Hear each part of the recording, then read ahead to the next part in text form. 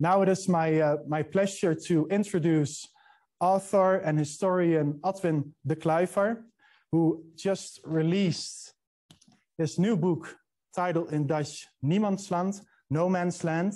Adwin is a historian and a writer of creative nonfiction. Recently, he published this book, which was reviewed very positively. In this book, he shows how mankind has sought for, explored, described, and used Antarctica over the centuries. To do this, he intertwines the stories of discoverers, anti-heroes, scientists, and charlatans with his own personal journey. As a member of the voyage crew of the Bark Europe, a historic three-master run by a sustainable and idealistic small Dutch company, whose director is attending the sessions today, he sailed in 2020 through the coastal waters of Antarctica. And today, he will share some of his travel notes about Antarctic tourism. The floor is yours, Adwin. Thank you, Daan. I first will start the visual entertainment.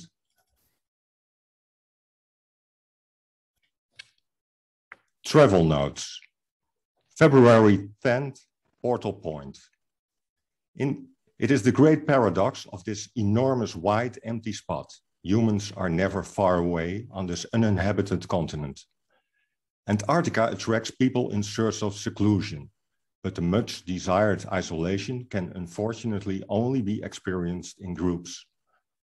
On my 56-meter ship, there is always someone around. I can only escape my fellow passengers high up in the mast or behind the velvet curtain of my berth. On land too, I always have company.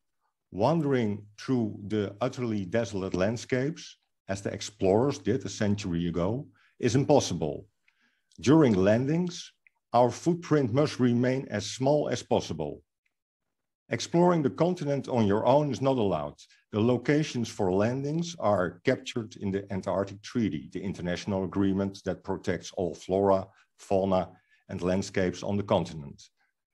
A visit to a landing site may not last longer than between 1 and 3 hours. There is a maximum of 100 visitors at any time. All visitors must be supervised by experienced guides, with each guide taking care of a maximum of 20 visitors. A walking tour is surprisingly similar to a day of supervised release from prison. When I wander a bit away from the group at Whalers Bay on Deception Island, the walkie-talkies immediately start beeping and crackling. A sheep has wandered away from the flock. Over. The guide kindly asked me to rejoin the group. February 13th, Yalur Islands. Images are Antarctica's greatest export product. For many of my fellow travelers, taking as many photos as possible seems to be the main reason for traveling to this southern region. They experienced a large part of the expedition through a lens or on a screen. Equipped with at least 2 cameras, several lenses, a smartphone as backup, and preferably also a GoPro camera for action shots or underwater footage, they step out of the Zodiac onto the Antarctic beach. Once ashore, each photographer tries to establish an intimate connection with an individual penguin as quickly as possible. When a beautiful specimen waddles up to a photogenic spot, the paparazzi clamp together. Today, on the largest island in the Yalur archipelago, it's an Adelie penguin with a Charlie Chaplin walk who arrives for a gala premiere. Cameras click without cease, telephoto lenses of half a meter zoom in. In the evening, the biggest fanatics immediately get behind their laptops to edit the hundreds of photos and videos. Even before the end of our journey, the first mini documentaries, including an upbeat, easy listening soundtrack, will be ready. When we say goodbye in a little over a week, we first will collect the footage we want to share with each other. The hard disk will then contain about 2 terabytes of images, a quantity of data that is good for about 1,000 feature films. The amount of data is shot together by about 30 photographers. But first, we sail today to the photogenic Lemaire Channel, a 1.5 kilometer narrow strait that is also known as the Kodak Gap. February 14th, Port Lockroy. Today we visit Port Lockroy, a former British base and Antarctica's biggest tourist attraction.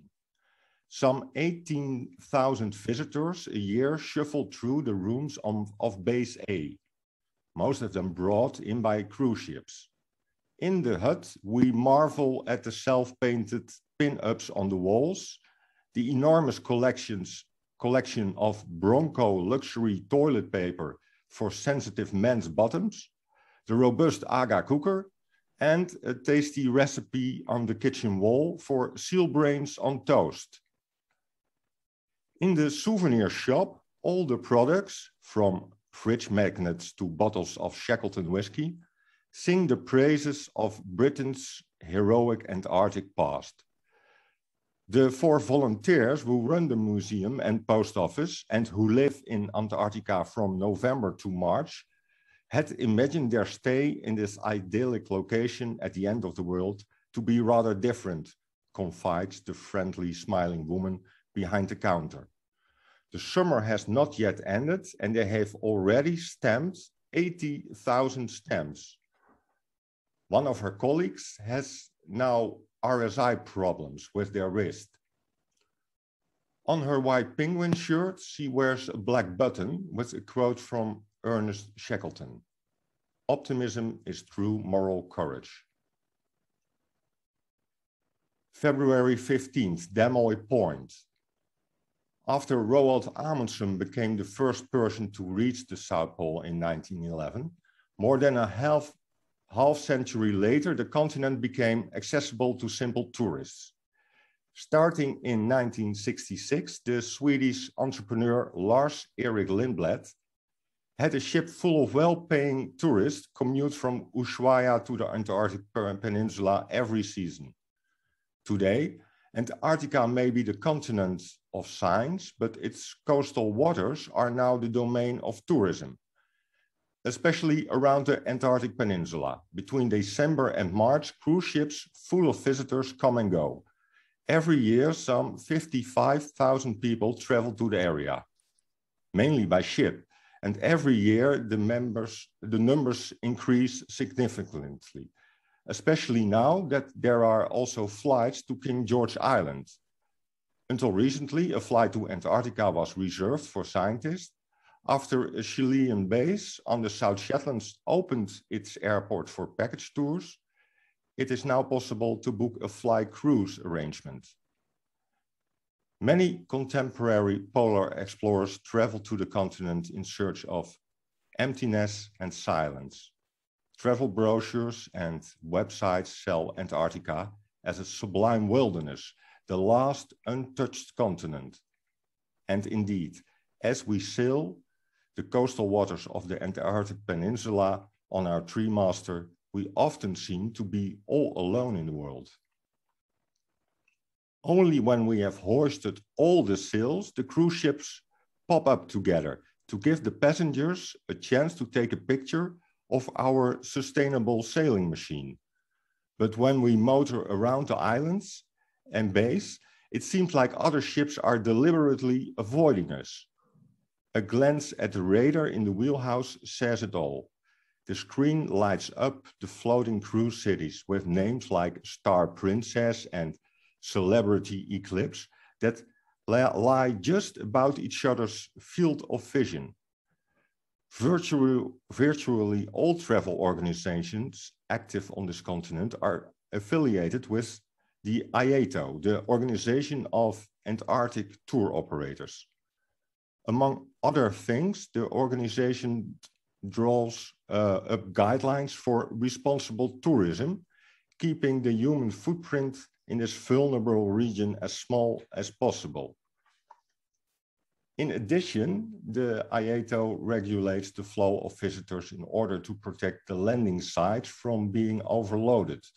but also to preserve the myth of unspoiled and desolate nature. All IATO members submit their travel dates and itineraries before the start of the seasons. On the basis of this wish list, the landing spots are distributed. And if circumstances make it necessary to deviate from the schedule, the captains consult with each other by radio how to stay out of each other's way and sight. And it works. We seem to have Antarctica to ourselves almost everywhere. But occasionally this illusion is shattered. When we climb a glacier, we can see Port Lockroy from the top. The silence on top of the ice cap is overwhelming, but against the backdrop of icebergs and snow-capped mountain peaks, down below, the tourism industry is operating at full speed. Off the coast, a cruise ship lies at anchor. Through our binoculars and telephoto lenses, we see the zodiacs going back and forth to Base A. On the small island, a long line of tourists in multicolored outdoor clothing is waiting for their turn to visit the souvenir shop, the post office, and the museum. It's like the traffic jam on Mount Everest. The Gentoo penguin colony is now used to the hordes of strange creatures visiting their habitat. Stoically, we see them pose for the cameras or waddle right up through the queue of polar tourists. February 16th, Nico Harbor. For me, the Antarctic leg of the journey ends today. Tomorrow, the rough waters of the Drake Passage await again. I have reached my Terra Nullius. For nearly 3 weeks, I looked around in this part of the world that belongs to no one. I am still staring at the glacier on the other side of the bay, which seems motionless, but chunks of ice keep falling off. On a stone next to me, lichen grows, as it does in other places on the Antarctic Peninsula coast. A yellow spot in a world of white and blue and gray. I carefully maneuver my backpack along this partnership between fungus and algae.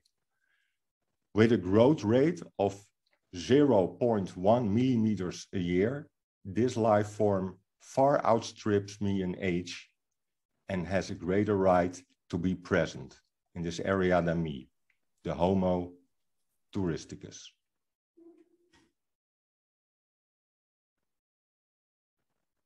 And we go back to Utrecht, to Daan. Thank you, Adwin, for your wonderful presentation. Lots of food for thought. We'll now